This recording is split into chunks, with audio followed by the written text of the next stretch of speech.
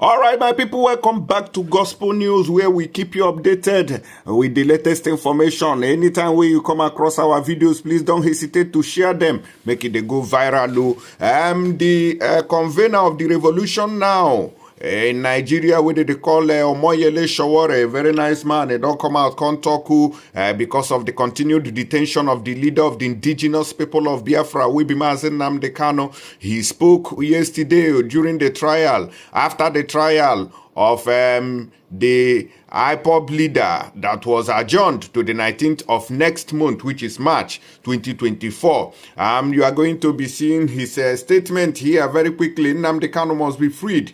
He was brought to Nigeria illegally, tried for offenses he never committed. Now waiting Sowore come out, come talk, now be that one. He say, the way when Nigeria government take they do say it is unacceptable. Totally. I go play on the video where Omoyele Sowore was making that particular statement, and others too have spoken concerning the continued incarceration of the IPOB leader. Mekona they hear as he take they go. But let me quickly remind you people of a video where Nnamdi Kanu fearlessly challenged the DSS personnel. Let's continue. Whose responsibility is it?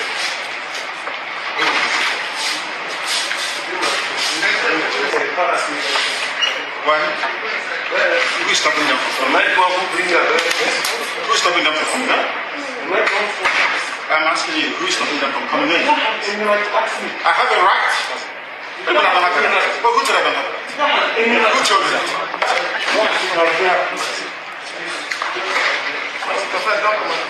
Why are you commanding? Who is commanding? Why are you commanding? No, don't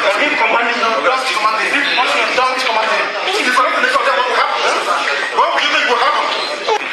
What will happen?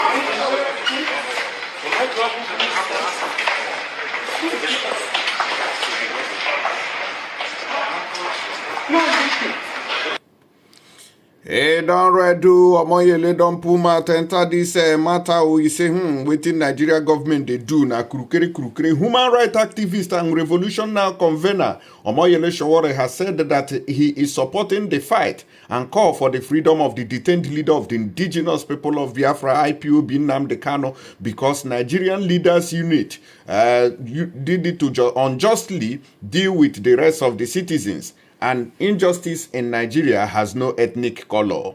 Sowore, who said this on Monday while addressing journalists after attending the hearing of Kanu's bail application at the Federal High Court, Abuja, said that the Nigerian government was trying to join illegality with legality in the Ipob leader's case, stressing that Kanu never committed any offense and that the process of bringing him back from Kenya was illegal and the illegality was upheld by the Court of Appeal in its judgment in 2023. The African Action Congress AAC former presidential candidate said, all of us are human beings before we are Igbos, Hausas and Yorubas. Sometimes we even change our citizenship. Some become Americans or Britons. It doesn't matter where you are coming from. The color of injustice is one. All of us have the same blood running through our veins. We just have a difference in our tongues. By the way, who told you that I am not Igbo? We no know this one, Omoyele Sowore na Igbo man, where this guy since all these years, Igbo man. He don't dey question people where they tell and say no be Igbo. I say, my brother, you are welcome. Come to Abia State. We now have 24 hours electricity there. By this, our governor, able and capable governor, we the sit down there, they do things the way when they supposed to be, where they call Governor Alex Oti. Anywhere when in day, God go bless him nyafo, because that man, na man. But when I hear Omoyele Sowore when he was spilling the beans. Thank you very much, Mr. Sowore. Thank you. You are not an Igbo. You are not from South, but I can see how the way you come out for your friend, Nnamdikanu. Can you tell us, throw more light? You see, all of us are human beings before we are Igbos, Hausa, or Yorubas. Sometimes we even change our citizenship. Some become Americans, British, or Briton. It doesn't matter where you come from. The color of injustice is one. All of us have the blood running in our veins, the same blood. Our hair grows the same way. We eat almost the same kind of food. We just have a difference in our tongue. So the fact that I'm not Igbo, who told you I'm not Igbo, by the way? Doesn't mean that I cannot fight for an Igbo when an injustice is done to an Igbo. Because when they are done with all the Igbos, they will come for the Yorubas. When they are done with Yorubas, they will go for the Ijaws. When they are done with all the big tribes, they will start coming from small tribes. There is nobody in Nigeria who can tell me that his ethnicity prevented him or protected him from hunger and starvation. None. As we are speaking, we are all going to the same market. We are suffering the same way. We are collecting the same salary. We are living in this hellhole known as Nigeria. So being an Igbo doesn't insulate you from suffering. It doesn't insulate you from injustice. In fact, being an Igbo just subjects you to more of it because Nigeria doesn't believe that an Igbo man deserves justice. But it has also happened to me before. Yes, I met Kasuki in detention. He's Hausa Fulani. So when it comes to injustice, the leaders of Nigeria are united against the rest of us. They use our ethnicity to divide us. Oh, he's Igbo. That's the reason we are dealing with him. Why did they deal with me? Am I Igbo?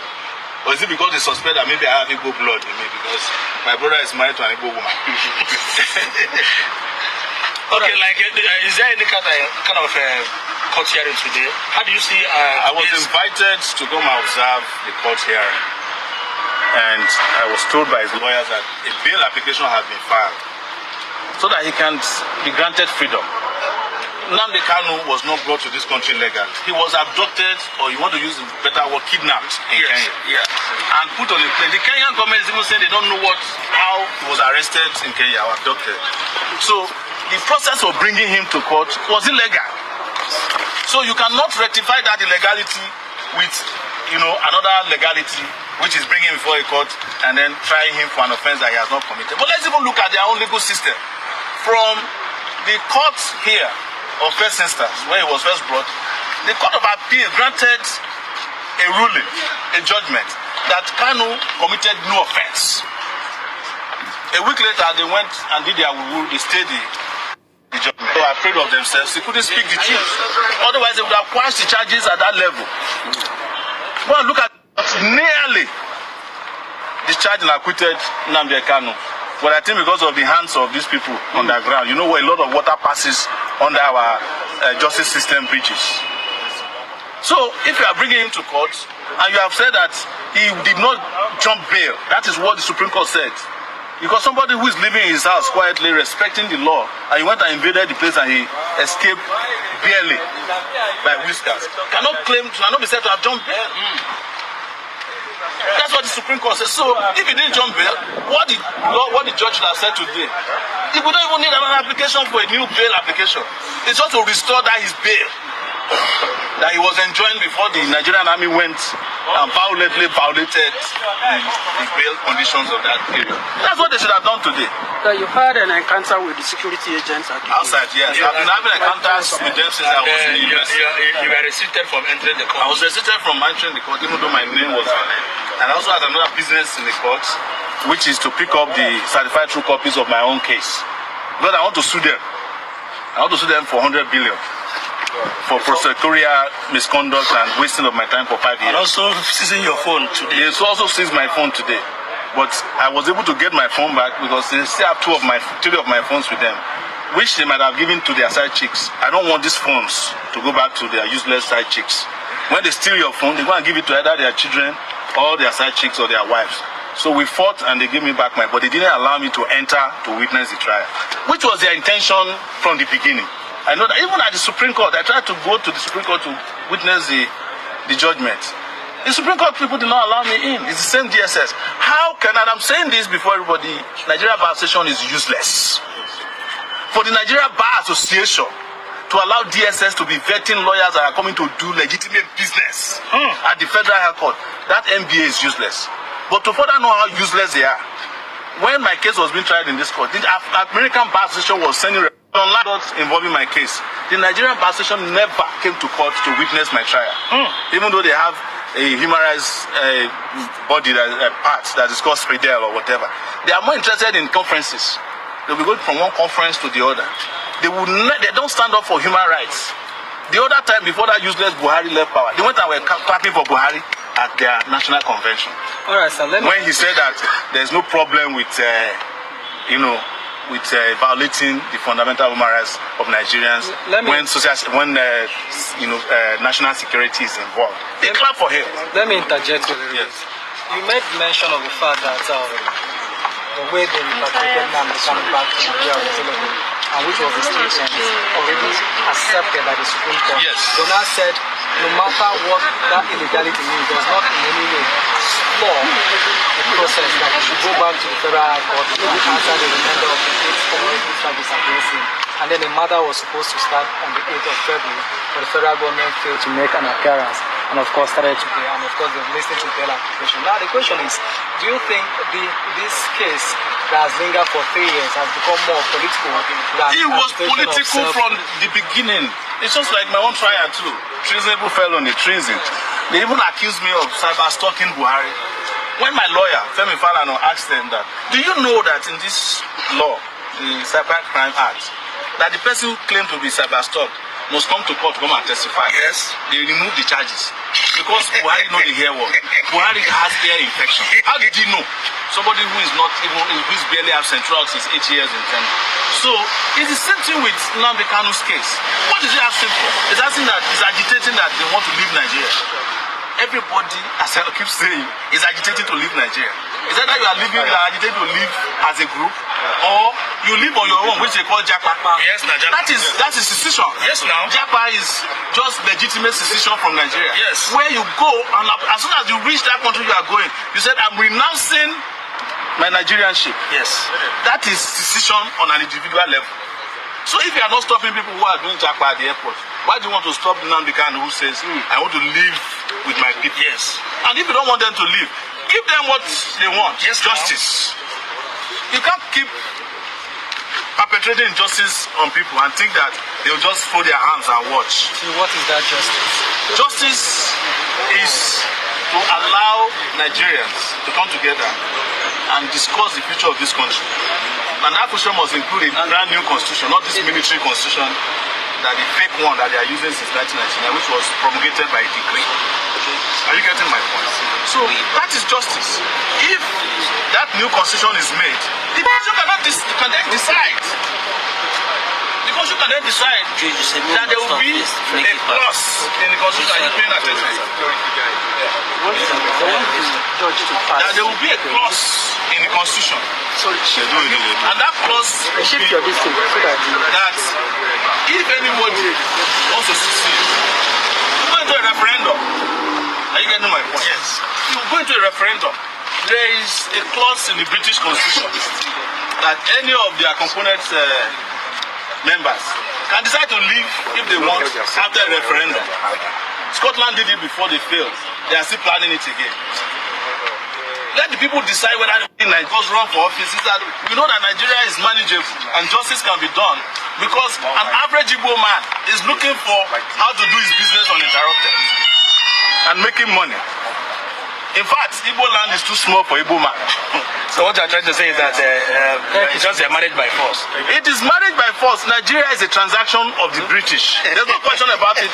In 1901, Nigeria was registered as a business. And by Sir Gordon, a British man. It was registered as a business. And it was in 1914 that they decided to add the two together, one in the north and one in the south. So there's no question about it. It's not a crime to tell the truth that Nigeria is a transaction. And if those people who are engaged in that transaction are tired, they can leave. But besides being a transaction, even if Nigeria were to be a solid country and people are tired of it, people can leave. People can jump anytime. Anytime. I spent 20 years abroad. Come and question why I'm there now. Anytime I like, I come to Nigeria. I only spent 2 weeks in Nigeria for 20 years. Yes! Between 1999 and 2019, when I was arrested and detained here. Since then. But guess what? Because of my interest in Nigeria, I did not change my citizenship. When they seized my passport, I just got my passport back 3 days ago. Since 2019. They seized it in this court. One judge. The judge is no longer here. Justice Ojukwu is up. Are you getting my point? Yes. So nobody can force anybody to be together. Nigeria is like a marriage. Even in marriage, even if your wife says he likes you and you don't like her anymore, you go for divorce. Divorce.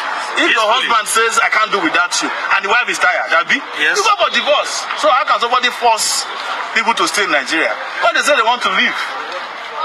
But here is my position. I don't want Nigeria to break up because I like Nigeria and Nigerians. Well, let me rephrase it. I like Nigerians, but I no longer like this Nigeria. The name Nigeria. Yes. So, and these are the revolutionary changes that we advocate for. And that's why I met Kanu in New York. What he told me is the reason I come to court every day. You know, before, under Buhari, if I came to court, they bring knife to come and stab me. They beat us up. But now they can't do that anymore. They are using the DSS. DSS beat us up today in front of the court. The evidence is here. The evidence is there. They collected my phone, 2 of my phones. But I decided that unless they return my phone, I'm not good. Because there are 2 other phones that they stole from my hotel room in 2019 that we can't find now. So they have given me back my phones. And we are fine. I'm going to collect my CTC. But let me use this opportunity to call on Nigerians that there's going to be a major protest tomorrow. Heavy one. Heavy. Is to end hunger and starvation. That one, nobody can collect your phone. Thank you. It will be massive. Thank you very much. God bless you. Thank you. All right, all my people, now don't use on our ears. Here am as he take the be so now the protest. I'm going to post the videos shortly, make on the siam as he take the happen. Stay tuned and don't go nowhere. Don't forget to share this video and make it go viral. Omoyele Sowore, thank you. You are a man of truth. You have always stood out. Anytime there is oppression against the masses of the people. Thank you and God bless you.